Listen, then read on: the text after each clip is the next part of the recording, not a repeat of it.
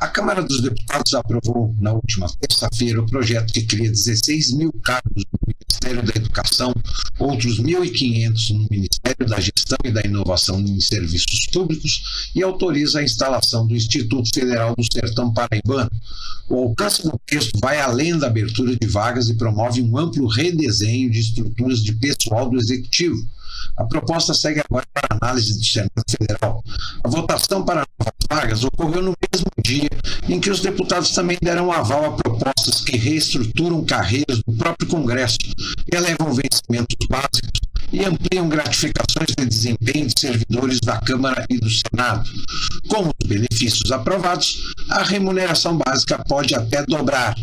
No caso do Congresso, o impacto das medidas está em torno de 4,3 bilhões de reais.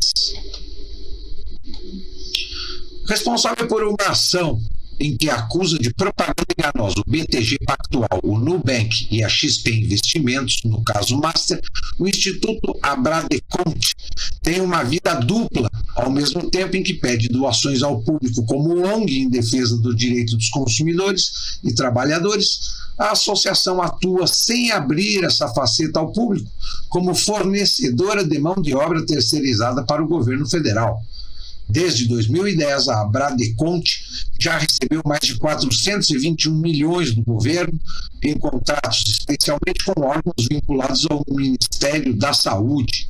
O Tribunal de Contas da União concluiu, no entanto, que a ONG tem se beneficiado de incentivos fiscais para disputar as licitações e ganhar os contratos.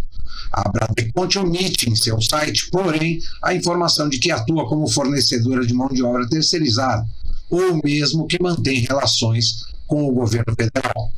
Para além da atividade jurídica, o Abradeconte diz apenas que, como uma ONG, prestamos atendimentos gratuitos em espaços públicos no centro do Rio, em comunidades e em parceria com outras ONGs e projetos sociais, como o Ação Global, parceria SESI-Firjan Globo, que acontece em todo o país.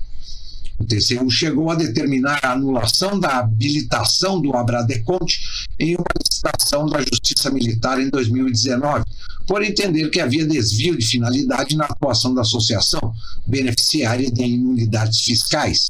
Conforme a decisão, admitir a participação dessa associação em competição com entidades empresariais acaba por frustrar o caráter competitivo da atividade econômica, haja visto os benefícios fiscais a que fazem jus as pessoas jurídicas sem fins lucrativos. Censura vista na Espanha, mas os espanhóis podem ficar tranquilos. Segundo o primeiro-ministro esquerdista da Espanha, é para o bem deles. O primeiro-ministro espanhol Pedro Sánchez anunciou: a partir da próxima semana, o governo implementará as seguintes ações.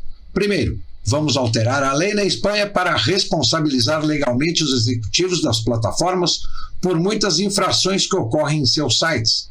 Segundo, transformaremos a manipulação algorítmica e a amplificação de conteúdo ilegal em um novo crime.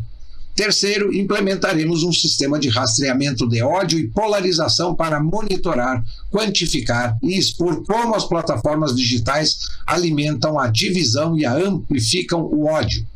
Quarto, a Espanha proibirá o acesso às redes sociais para menores de 16 anos. As plataformas serão obrigadas a implementar sistemas eficazes de verificação de idade, não apenas caixas de seleção, mas barreiras reais que funcionem.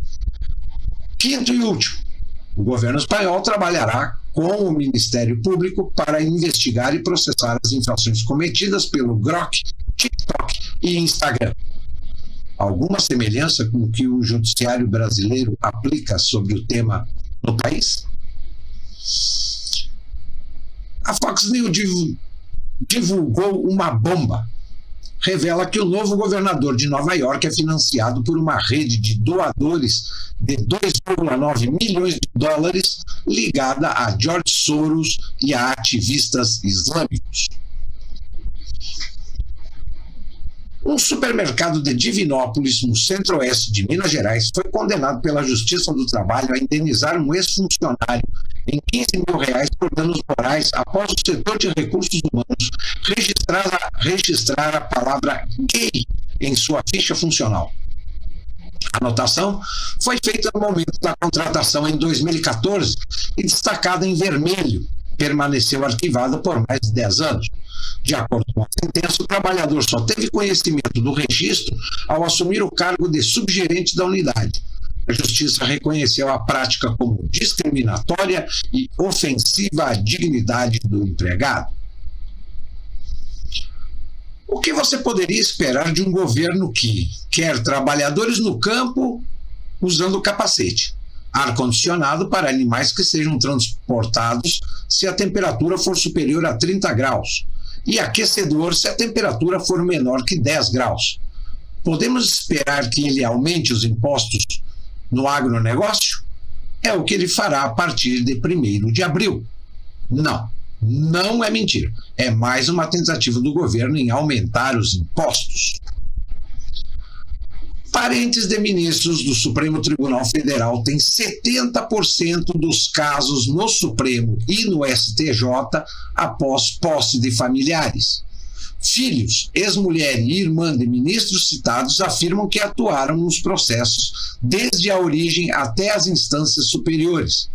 O STF diz que ministros cumprem normas sobre impedimento envolvendo familiares. Essa é para inglês ver. Se você achou que os escritórios compartilhados tinham morrido com a pandemia, é hora de rever os conceitos. Após a crise da WeWork, o setor se reinventou como a peça-chave para viabilizar um modelo de trabalho híbrido no mundo corporativo.